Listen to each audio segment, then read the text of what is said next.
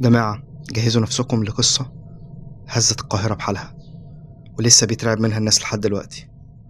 قصة لغز المعادي، جريمة غامضة مليانة أسرار وخيانة خلت الكل يسأل مين اللي عمل كده، وإزاي الجريمة دي حصلت من غير ما حد يشوف.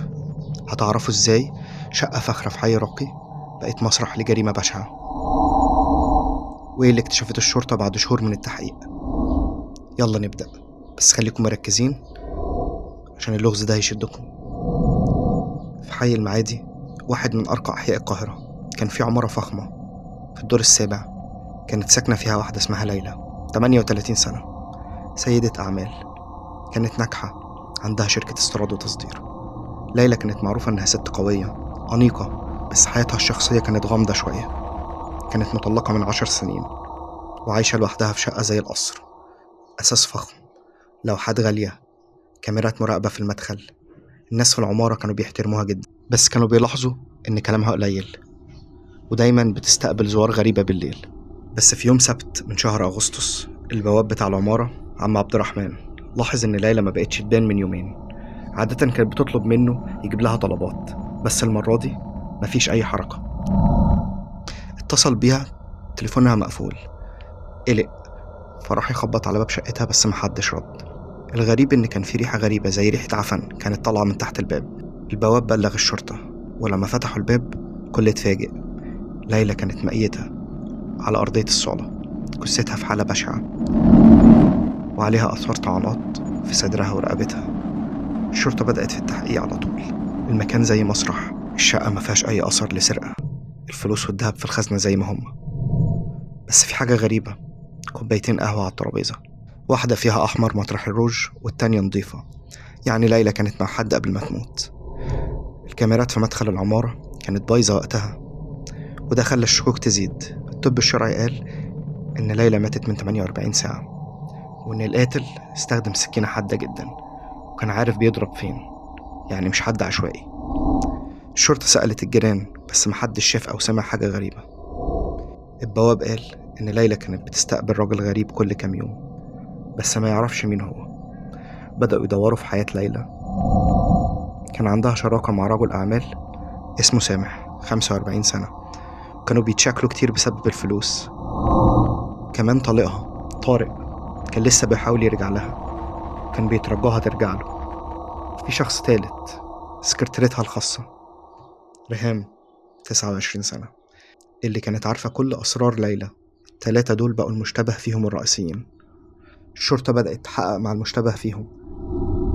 سامح شريك ليلى كان عنده دافع قوي، كانوا بيتخانقوا على صفقة كبيرة، وليلى كانت عايزة تسحب فلوسها من الشركة.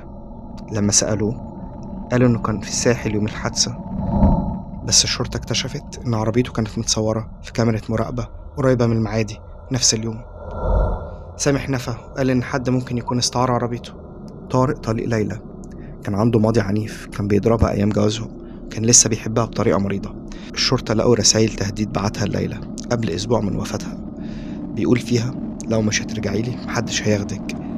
لما واجهوه قال إن كان في بيته يوم الحادثة، بس ما كانش عنده شهود ولا دليل يأكدوا كلامه.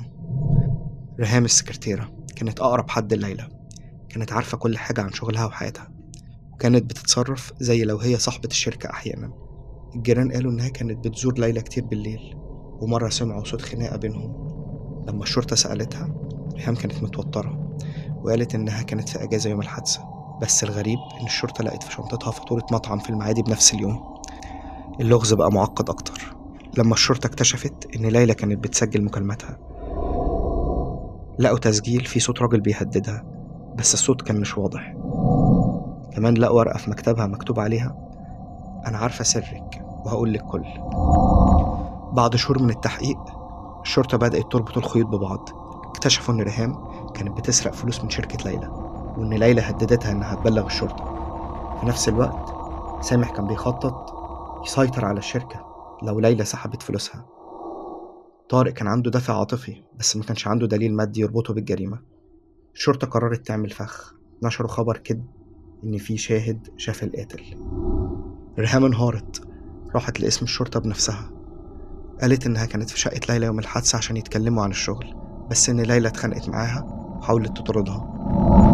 ريهام قالت إنها دافعت عن نفسها، لكن الشرطة لما فتشوا بيت ريهام لقوا ساعة رجالي غالية كانت ملك ليلى وعليها آثار دم. التحليل الجنائي أثبت إن الدم بتاع ليلى، وريهام ما عرفتش تبرر وجود الساعة.